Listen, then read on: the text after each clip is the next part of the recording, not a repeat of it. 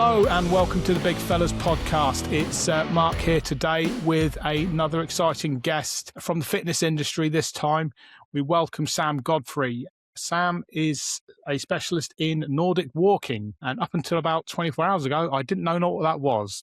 But yes, I'm excited to welcome Sam onto the show today, and we're going to talk about wider fitness and Nordic walking and seeing how this can maybe help big fellas who want to lose a bit of weight, get a bit more active, and maybe this is a good entry point. So without further ado, hello, Sam. How are you? You all right? I'm good. Hi, Mark. I'm good. Great. I'm really excited to have you on. Thank you for having me on. I'm really pleased to be here. It's good. Oh, no, it's a pleasure. And this all has happened quite quickly. Yeah, but Yeah. yeah, I think what piqued my interest, Sam, is in terms of fitness, I hate running, quite frankly. Yeah. I really hate running, but I can walk a lot. And for example, at the weekend, I went to Germany with a mate. We went to Nuremberg, and I worked out I must have done about 55,000 steps over the weekend. So I've got no problems. I've got no problems getting about. Yeah. But you asked me to run, I can't do it. I hate it. Yeah. And I'm a big advocate for people doing something they enjoy. I think that gets you a long way in your fitness journey, wherever you are. And if you don't enjoy it, like you just said, why do it? It's not happening. Do you see what I mean? I think I'm all for that's what's going to get you going and moving and doing something if you enjoy it. It shouldn't be a punishment. That's how I see it. So yeah, absolutely. So who is Sam Godfrey? Tell me a bit about yourself, Sam. I'm Sam Godfrey, obviously. I'm 42. I've got two sons, aged 22 and 19, and I am a Nordic walking instructor. Previous to being a Nordic walking instructor, I worked for the NHS for 8 years as a therapy assistant. So predominantly assisting physiotherapists with rehab, re-abling people, hip and knee replacement, those sorts of areas, but in the community. Have I always been into fitness? I get asked that question a lot. No, probably 15 years ago, I would have struggled to run up a flight of stairs or run to the top of the road. I wasn't into fitness. It wasn't my thing. It wasn't my bag at all. But my mum was a fitness instructor, and that really drove me the other way. As a teenager, it wasn't cool to have a mum that was a fitness instructor. I think that did influence me without me really knowing it. And yeah, so then I decided to take a massive leap. So I probably started exercising about 14 years ago. And that was because my children were starting like playgroup, school, and I wanted something for myself. So I started walking, and I love walking, hence why I've ended up being a Nordic walking instructor. And I loved long distance walking. I got quite into it. And just being outside. I love being outside in nature. I just think it's got so many more benefits than just the exercise element. So I got really into long distance walking, doing some charity stuff for my son who had some illness when he was younger, so raising money for that charity. And my husband and I were doing it together, which was quite challenging, but something we really enjoyed to do together. And then I realised how much I enjoyed it. And also, I think through my job in the health service, seeing the benefits that I think I was doing something that I could see other people that would benefit from it.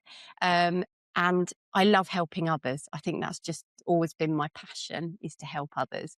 So I left my job, which is very, very scary, very safe, secure job with a pension and everything, you were safe in the NHS, to train to be a Nordic walking instructor, which I think a lot of people around me thought I was pretty mad, because it wasn't 10 years ago, it wasn't really known. Nordic walking, I mean, it's still not really as known, but I'm seeing it's been a gradual process. I think probably in the last 5 years, it's become a bit more known and more popular.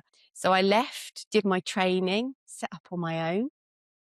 And 10 years on, and I'm still here. And I've had COVID in the mix as well, which took, for everyone was just, I had to change things up within my business. I do other things other than Nordic walking. So I train weight training. I do lots of different things, but predominantly my passion is that. So that's how I got to where I am today. And I'm sure a lot of people probably, like you said, Mark, you probably didn't know a lot about it until we connected. Would you say Yeah, so? very Yeah. much so, yes. And yeah, it certainly piqued my interest. And I did a quick sort of search on Google and Yeah. ChatGPT. But yeah, for the listeners, tell us a bit more about it. How would you describe it? What is it? Because I'll be Okay. honest, I asked my girlfriend today, what Yeah. is, I'm speaking to someone about Nordic walking, and she goes, well, what's that? Is it just walking in the cold? And I'm I love that. I like that. I like that idea. Because, yeah, she's not completely wrong in some respects, but I like that. So basically, Nordic walking is walking with poles, okay, or sticks, as some people like to call them, but they're poles. Now, you've probably seen people out walking with poles. I think you're seeing more and more people with them. The difference between trekking, so say you would see people going up mountains with poles. The difference between trekking and Nordic walking is how you use the pole. So there is actually a specific technique. People think, well, you're going to teach me to walk. I get that said to me a lot of the time. No, because it's a fitness tech. It evolved from cross-country skiing. So cross-country skiers, I don't know, a lot of people have been watching the Winter Olympics. We've just had the Winter Olympics, and I've had a lot of people contact me from that. So cross-country skiers wanted to train when there was no snow. So they on dry land, and that's how it evolved, basically. So they found that this technique is exactly the same, but they're just not on snow. So I do get a lot of comments when people see me, where's the snow? They'll shout out when you're walking along with poles and they think you're completely mad. But the benefits are, because of the specific technique, when you trek, people have the Nordic walking poles in front of them. When you Nordic walk, they sit behind you. So they're there to propel you forward, and you swing from the shoulder. So your arm is lengthened the whole time. So you're really working the triceps. You work 90% of the muscles in your body, rather than normal walking is about 60%. Also elevates the heart rate a little bit higher because the arms are coming into play. So you're working that body harder. But what's great about it is you can hold a conversation, you can chat, you can be social while you're doing it. It's opposite arm to leg, which always, when I'm teaching, I'll say to people, right, it's opposite arm to leg, and everyone goes, because it's sort of like when you say that, but we all walk like that. We're just emphasizing that movement, and we're using that pole to propel yourself forward. It's fantastic for getting that real endorphin rush. So I've worked with the age group I work with. I've worked from like children all the way up. I think my eldest client's 89. Okay, so anybody can do it. Anybody, everyone, and you can get as much or as little as you want out of it. So, if you wanted to really power along, really get your heart rate up, you can get up some speed, but it's not running. Do you see what I mean? So you're still walking, and it takes the impact off your joints because you're bringing that upper body, hips, knees, less pressure on the joints. So you're having it's a bit like being on a cross trainer. That's the only way. that was one of the things I thought of when you were explaining it then. I thought, is this like the outdoor equivalent to a Yeah. cross trainer? Perfect. Yeah, that's it. Yeah. So you're getting the benefits rather than, I'm not anti gyms, don't get me wrong. Everyone has their own preference as to, what they enjoy. And like I say, my main motto is about enjoyment, but you get the benefits of being outside as well. So, you've got fresh air. You can go out in all the elements if you want, there's something quite invigorating about going out in the rain. I know a lot of people don't like that, but yeah, and you can use them anywhere. So you can do it on tarmac, you can do it on grass, snow, up mountains. There is a hill walking technique I teach. Very difficult round here because I live Yeah. on the flatland. Yeah. For our listeners, we both live in the Fens, Yeah. which is the flattest part of the UK. Yeah, so it's quite difficult. Yeah, so but they're brilliant for helping you uphill and down. Downhill is sometimes far worse than up. So there's just so much more to it than I think that people realise, and it's just got so many benefits. Yeah. Yeah, and I think the thing that stuck out for me as I started to research this was there's probably a lot of guys like me and guys that need to lose weight that either can't run or really, really don't like running. It's like, but they may acknowledge that they do need to be a bit more active and move more so. So, what are the alternatives? And yeah, this does sound like a viable alternative, should we say? Yeah, and I'm a big advocate for social as well.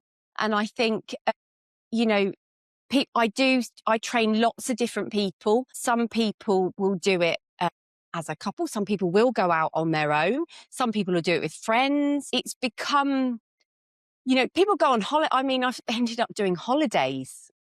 People, to go away with you, like you'd said, you've just been away with a friend, say you wanted to go, I don't know, I'm going to give you an example, Snowdon. It doesn't necessarily have to be the Peak Districts, the lakes, whatever, or abroad.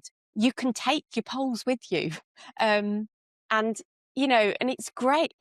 It's just got so many different elements that open up different doors. And I've seen it transform people's lives. And that might sound a bit dramatic, but I really have in the last 10 years.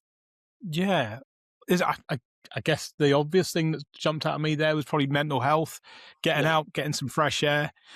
Tell me more. How have you got sort of clients that have seen their mental health improve because of this? Massively. Yeah, massively. I think things like obviously social isolation, people not, interacting with other people, also barriers with exercise, which I'm sure you're aware of. You've talked to other people on this podcast. There's so many barriers that can be there to do with lack of confidence, fear. There's just so many different things. And I think what I've encountered with Nordic walking is it's open. Out of all the things that I teach and all the exercise that I bring to people, it's probably the most inclusive, I would say, in that, like I've said, any age, anybody can do it, and you can do it at your own level, and you can do it on your own if you want to, because some people like to exercise on their own, but you can also do it with other people. And I think the benefits of that, I've had a gentleman that I worked with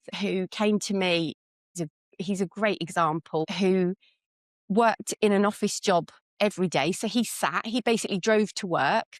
And there's hundreds of thousands of us out here that are like that. Drove all the way to work, an hour in the car, sat at a desk for 8 hours, obviously got up to go to lunch or whatever, but predominantly sedentary, and was really quite down about how he felt. He was overweight. And he couldn't see a way out of that cycle. It's a lot, we've all been there, Yeah. Yeah. just you're going and you just keep going. And he just came to me and he said, I really don't know where to start.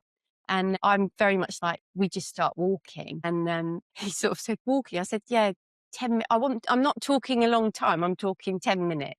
And this is before I even mentioned Nordic walking to him. And so we just set off with a little bit of a plan that he was going to do 10 minutes after his dinner every night, go around the block. And within 6 months of working with him, he was Nordic walking probably, I don't know, 5 to 6 miles 3 times a week, and going out on his own. And I'd started going out with him to start with. And yeah, and now he's doing outdoor swimming and he's doing all these different things. And it's just, yeah, that's where you can probably see I'm so passionate about what I do, but it opened doors for him because he couldn't see a way out of that. He couldn't. Yeah. And I don't think it has to be that complicated. I think we overcomplicate it sometimes. No, I agree, and I think I've had sort of like fitness people come on before, and they've often just spoke about just start small. Just if you go to the gym and just do 10 minutes, Yeah. just get into the habit of going to the gym, and it's just build on it from there. You're not Rome wasn't built in a day, is the saying, Yeah. isn't it? And it is. It's just a case of start small, find something that is achievable, and build on it, I guess. Yeah. And also, I think it's about I always talk about the long game. I'm always very honest with people that I work with and say, you know, It's not the quick fix. It's not the and it's not going to be easy, because nothing. It really isn't easy. It can be really tough, and we'll have dips and troughs. I'm very much someone that says it's not linear, and we're going to be like this, and it's finding what's right for you as a person, because we're not all the same. We all enjoy No. different things. We all, so it's finding what you enjoy, and yeah, finding your tribe, as I call it, because there are going to be other people out there that like the same things as you. And I think once you build that community, and that's what really helps. I know, like I say, some people do like to do. Personally, I love a bit of my own exercise, and I like a bit with others. But yeah, I think that does help. Oh, 100%. And again, we talk about our football group, Man Yeah, v Fat on here, which is exactly that, about finding our tribe. And you're together with a group of like-minded people, all guys that want to lose weight, and we all love football. And you yeah. come together on a Monday night, you weigh in, and you have your game, and but it's huge. I think And that's massive. I think that's, and I just think that's brilliant. I think that's a fantastic thing. And then that's when those conversations, you touched on mental health before. They're when those conversations happen without you even knowing it. Those yeah, conversations happen when you're all feeling safe in an environment that you all enjoy. And you're going to have a chat with someone, and you might mention something, and someone else might relate to how you feel, and you feel seen and heard. And I think as human beings, that's really what we want. We want to feel seen and heard. yes, and it to be relatable again, and it's Yeah, that, isn't it? You're finding people in the same boat as you, and the same thoughts and feelings, and that really does sort of, it gives you that safe space to sort of really yeah, express things like that, I guess, doesn't it? And yeah, it's like I said, I think, well, again, we've all had our mental health challenges, and yeah, having that sort of space to do that is. But yeah, just going back to the walking, like I said, me personally, yeah, this has really piqued me interest. It's something I'll probably will explore a bit more of, because like I said, I do like to walk. yeah. I've never really given it much thought about any kind of technique. But is this an easy technique to learn? Is it fairly straightforward? It is fairly straightforward. I teach it in normally I've run group sessions to teach it, but I also teach 1-to-1 and 2-to-1. It's pretty much trying to accommodate what works for each individual. It's pretty straightforward. And I know I shouldn't say this, but I'm going to, and I've said it to people in my classes. Men generally pick it up quicker than women, and I shouldn't say that, but they do generally. I don't know why. I can't even tell you why. I do teach a specific group for people with neurological conditions as well, because it can help with the cognition.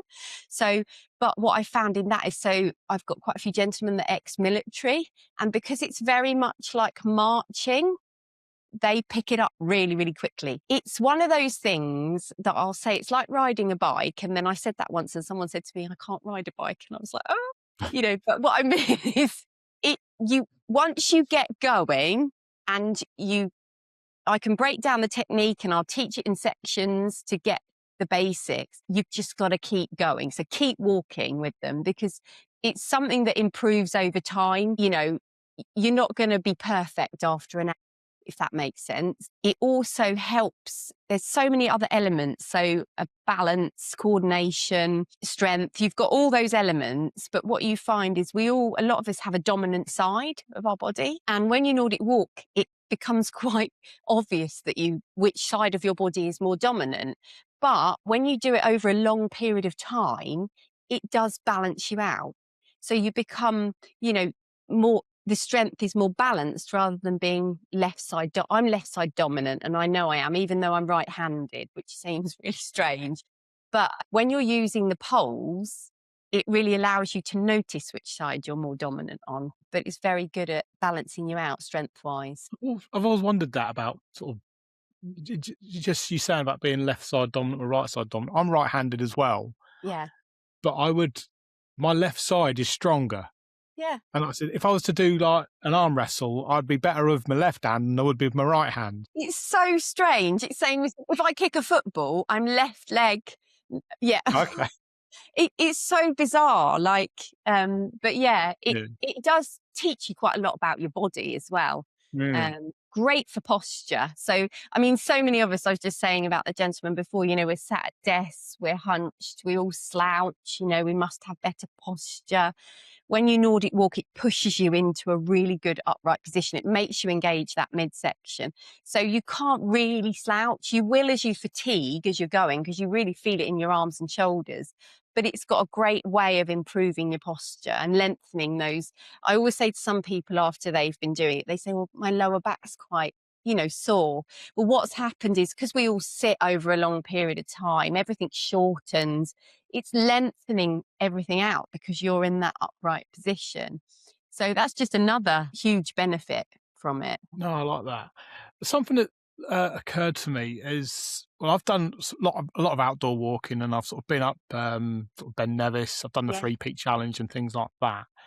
And I remember when I was training for that, people said you need a different type of fitness. Is that true? How would you describe that? Just because I guess for what it was, I was a 15, 16 stone bloke, and Okay. I was able to sort of walk up a mountain better than others that were in our party that were more athletic, shall we say? Yeah. And they could run, but then they struggled with the uphill. Is there a different type of fitness? Does that Yeah, make I sense? know what you're getting at. There is a slightly different type of fitness. So you've got sort of aerobic and anaerobic. I could go into all the science of it, but I won't because I'll overcomplicate it. So great example that you just gave there. You found going up there not as challenging as some of those that, may have been even lighter, more agile, all those elements. There's a lot to be said about endurance.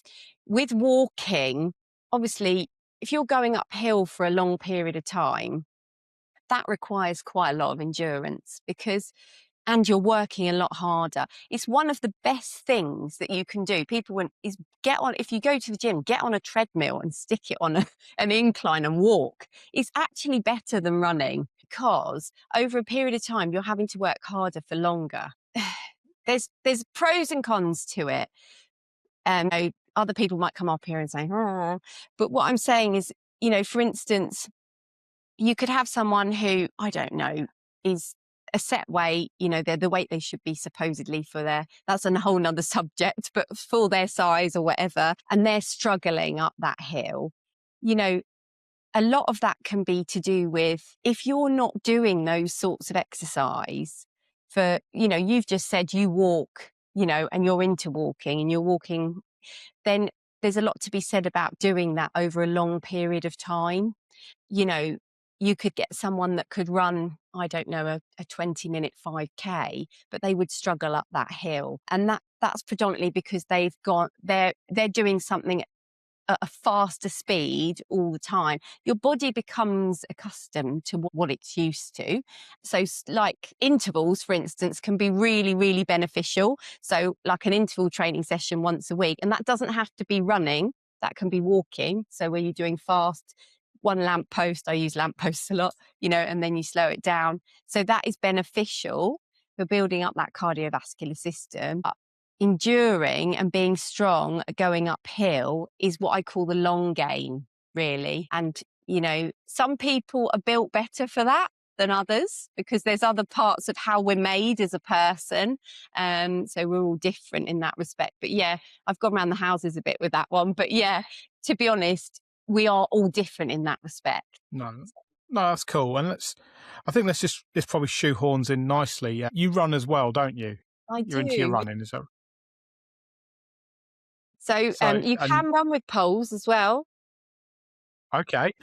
That's a whole nother story. So I do run. I started running about the same time so when I started the long distance walking, my mum said, my mum's never been into running, but she's always been a fitness instructor. And she said she wanted to do Race for Life, the 5K Race for Life. She said, I've never run in my life, but will you? So we did Couch to 5K together. And we really enjoyed doing that together. And I just thought, there's no way I can run. I'm not built. You know how we were saying, I felt like I wasn't built for running. That's not my thing. And then I found after doing the Couch to 5K that I really, really enjoyed it.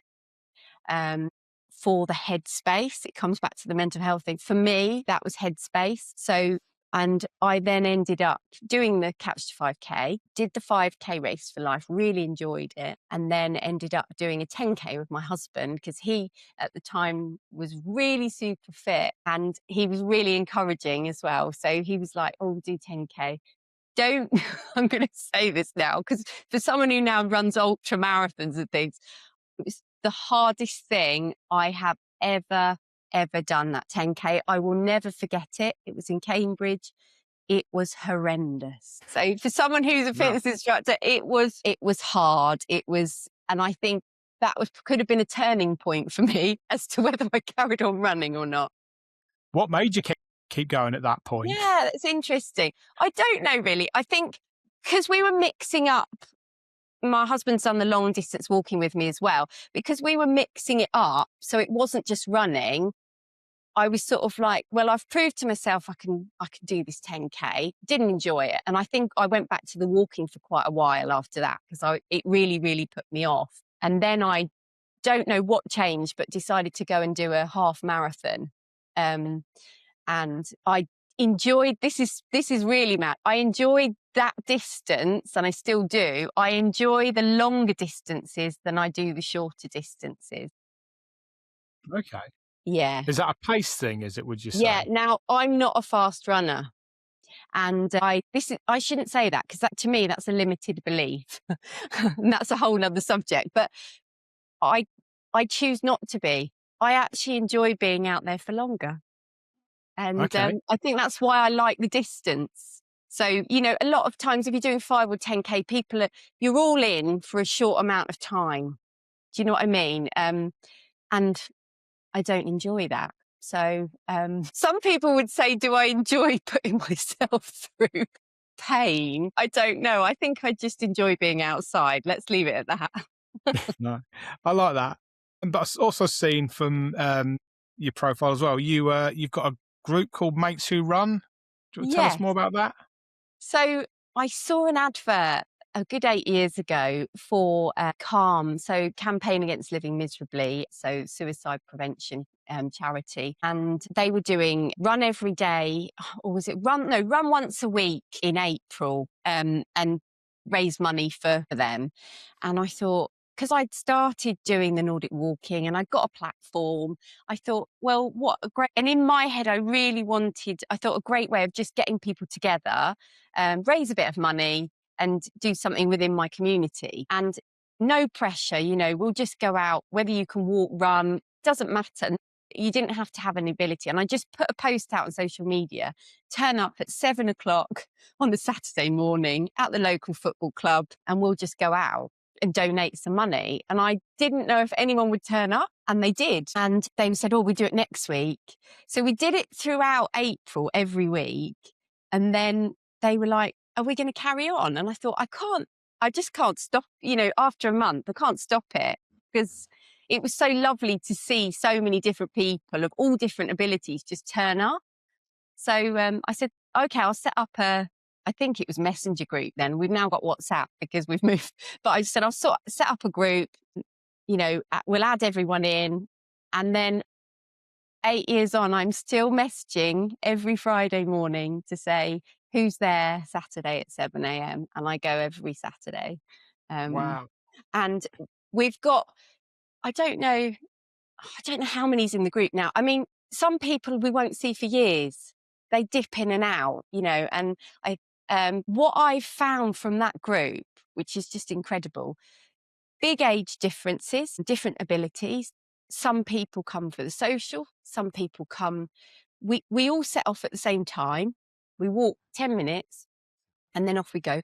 We tend to do the same routes. And I always backmark, so no one gets left behind, and we set off, and people were at different paces, so not everyone ends up being together. Then we all meet back at the same place, have a bit of a chat, a little bit of a stretch, and then off we go for the rest of our Saturday. It's a lot of people to begin with said 7 o'clock on a Saturday, you're having a laugh. That's what they said to me, like, why? But now people are like, oh, it's great. It sets me up for the day. You know, I've got the rest of my weekend.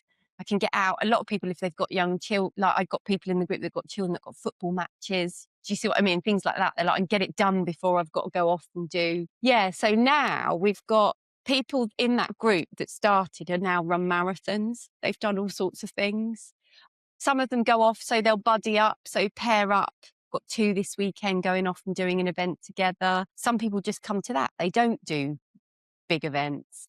But yeah, I've seen that, the impact that's had on a lot of lives. Yeah. Yeah, that's brilliant. Why do you think communities like this work so well? What is it about them? Bit like we touched on earlier, I really think that it's about connection. Also, I've what I call the 5 pillars of well-being, which I really revolve my business around, which are connection, being active, learning from each other, taking notice of each other, and giving. And I think those sorts of groups, you're getting all those elements, you Mm. know. And also I've had break off groups from that, so someone might have found someone else who, I don't know, is interested in something completely different to running. Okay. And then they've ended up going to a show together, or, so it's more than just fitness. That's how I see it.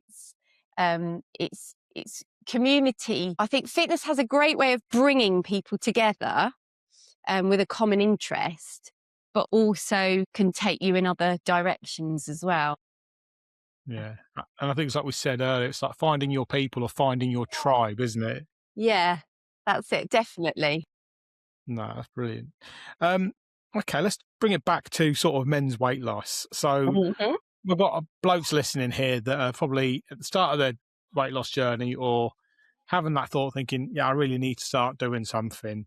Um, what would be your honest advice for getting started in terms of fitness and exercise? Okay, my honest advice would be, like I touched on earlier, start small. Don't overwhelm yourself. I see it quite a lot where, and I've been guilty of this as well over the years. Right, I'm gonna, you say, I'm gonna start Monday. Okay, I'm gonna go to the gym every day this week. I'm gonna eat healthy. I'm gonna sleep well. I'm gonna drink loads of water. I'm gonna, and you're trying to do it all. So my advice would be break it down. I always talk about the shed technique, which is sleep, hydration, exercise, and diet. I don't like the word diet, but nutrition, let's call it Shen. Um, Break it down. So one week I'm going to, and write it down. I'm a big advocate for writing things down. Write down. So this week, you're just going to focus on one thing. Okay. That might be, I'm going to drink a bit more water this week. Okay. And, people are like, well, that's not enough. No, just because once you master one thing, slow is the key, or I'm going to just walk for 10 minutes twice this week.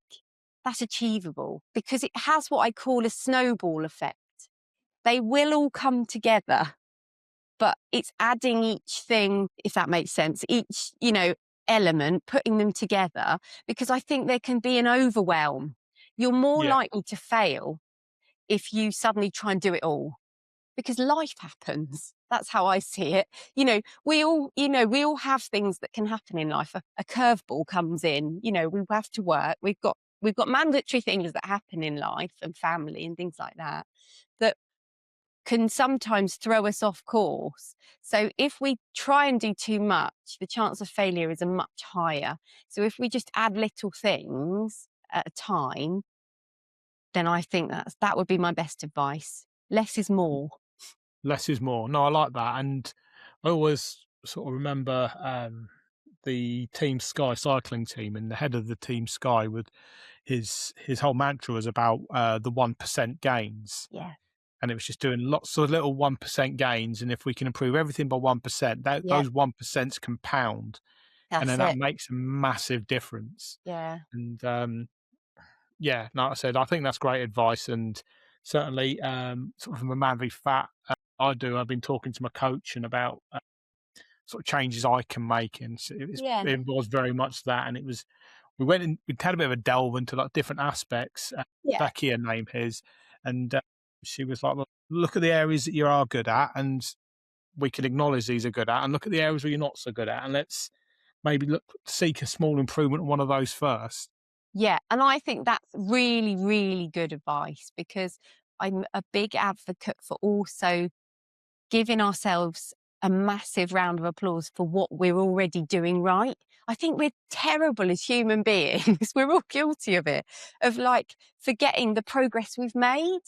You know, even if it to us, we might think, oh, but it's only, that 1%. Yeah, but that 1% counts because that's progress. I think I'm always for someone, and I say to a lot of my clients, sometimes we just have to have a moment to really appreciate how far we've come, you know, because actually, we're all on a different journey and we have to acknowledge that. And I think that's being, proud of what you've already achieved. Because I think we're always striving, aren't we? We're always going higher and higher and higher.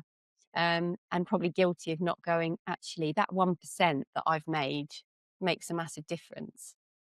Yeah, definitely. And you got to celebrate your successes. Yeah. And I mean, sometimes I think there's almost a bit of shame about you've made a small improvement. It's like, well, that's nothing. Yeah. And I think But we're too quick to kind of like dismiss it and sort of run it down, I guess, aren't we? it's quite a I just think it's this funny thing that we do as humans, and I think we all do it.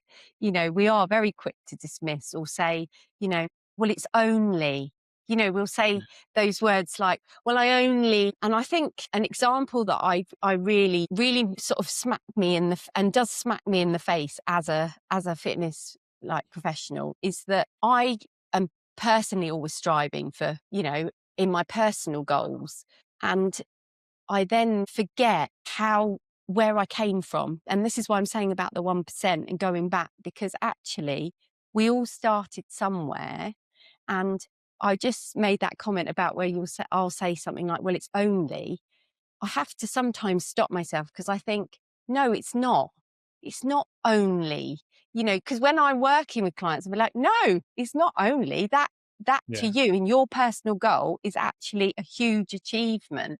But we are guilty as human beings, definitely, of going, oh, well, and it's not enough, you know, well, Yeah. actually, I only yeah. managed to run for 10 minutes, would Yeah, someone when say, people and then say it'll that, be like, but but yeah, it's that's 10 minutes relevant. more than it's 10 minutes more than the guy who stays at home. Exactly.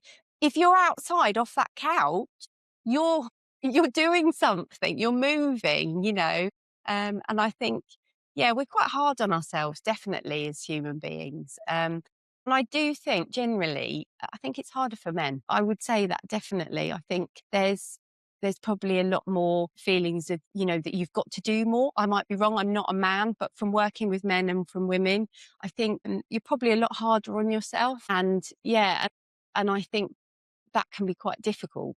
I would agree. Yeah, I think there's quite a bit of truth in that, and guys can be quite very much be the biggest critics, shall we say? So Yeah.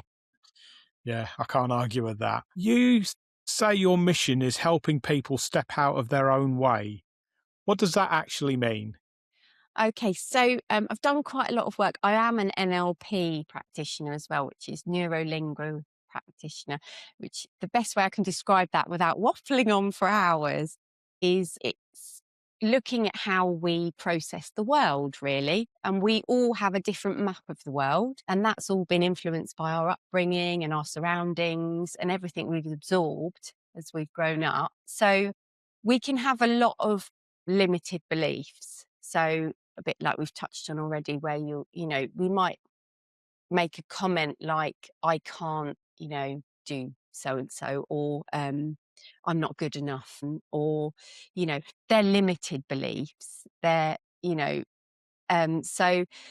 when I say I help people get out of their own way, what I mean is I do quite a lot of work with people about the mental side of exercise, things that you can do to help you sort of clear those limited beliefs, to get out of your own way, because they're blockers, they're blocking you, which allow you to then move forward to lead a healthier lifestyle is probably the better way of putting it.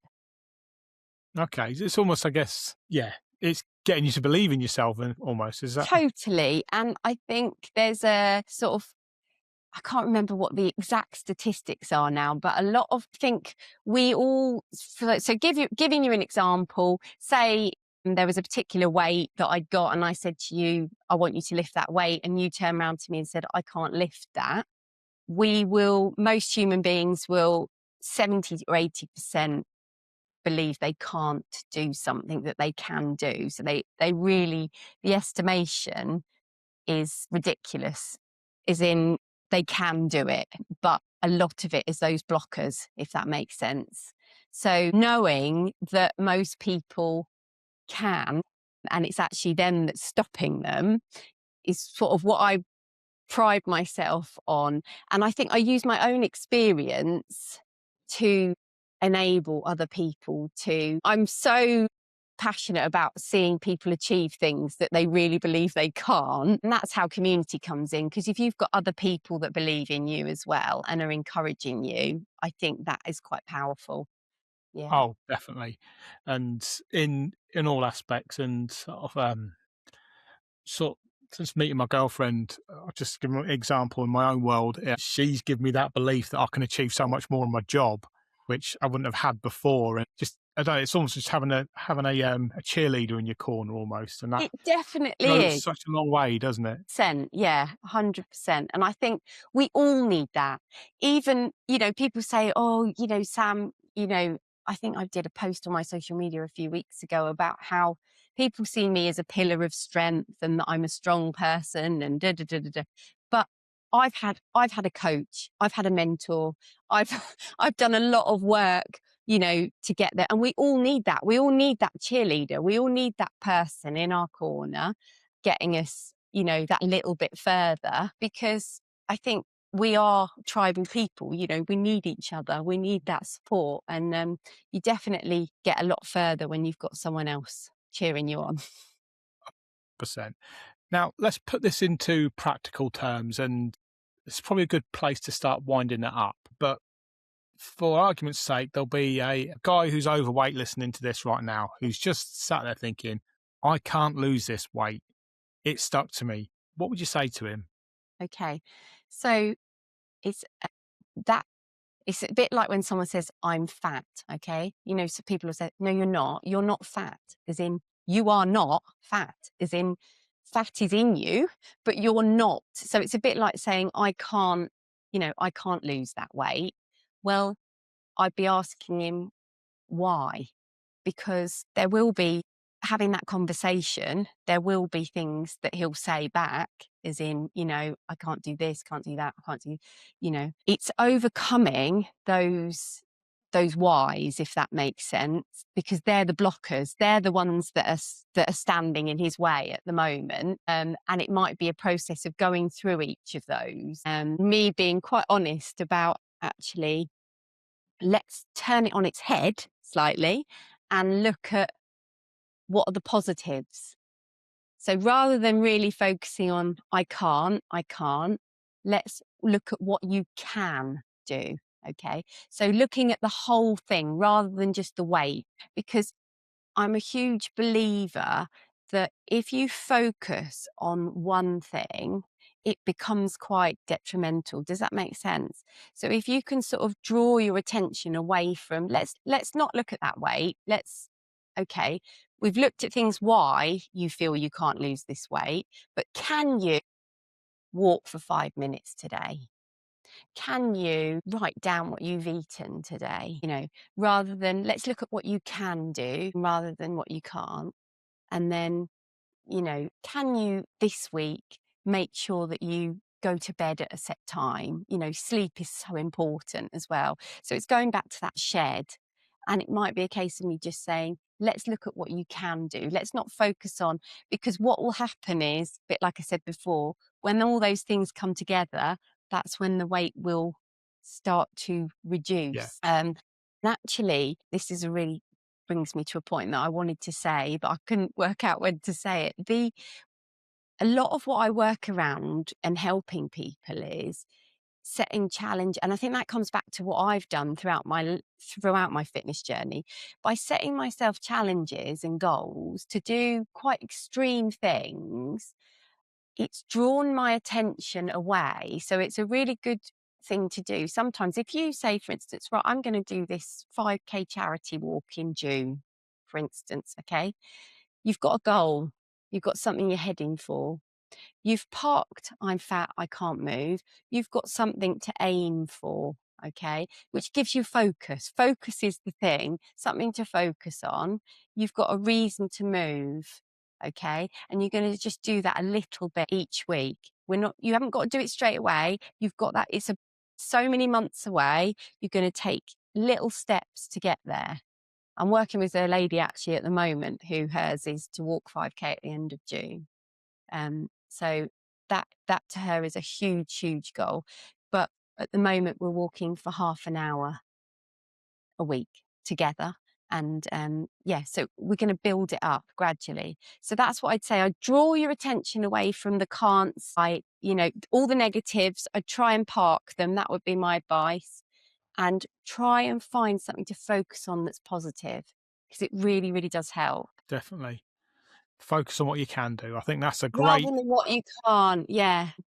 And going back to what we said before, I think we're all guilty of, we tend to err on the, and you can also be, I've worked with people where you just can't see a way out. Does that make sense? You just can't see a way of, how am I going to actually get moving more? Just feels overwhelming. So it's breaking it down and trying to focus on the positives if you can, rather than the can'ts. So. I love that. I think that's a great place to sort of wind it up there, Sam. But before we go, where can people find you sort of online? Okay, yeah, I'm all over social media. I have got a website, which is samsnordicwalkingfitness.co.uk, predominantly very active on Facebook and Instagram at Sam's Nordic Walking Fitness. Yeah, so if you're looking for me, do look me up. You can Google me on the internet. I'll probably bob up somewhere. Brilliant. But yeah, great. Yeah, and we'll put links into the show notes as well. So if people are interested in learning more, then they can reach out to you that way. Yeah, brilliant. Thanks, All Mark. right. It's been really great to chat to you. Yeah, it's been a cracking episode. I've really enjoyed this conversation, Sam, and it quite frankly makes me want to go for a walk. So Brilliant. I'm so pleased. Might just do a little trek around the village now. Go for it. Yeah, that's brilliant. Well, thanks for your time, Sam, and I hope everyone who's listened has enjoyed this, and we will see you on the next episode. Thanks a lot, guys.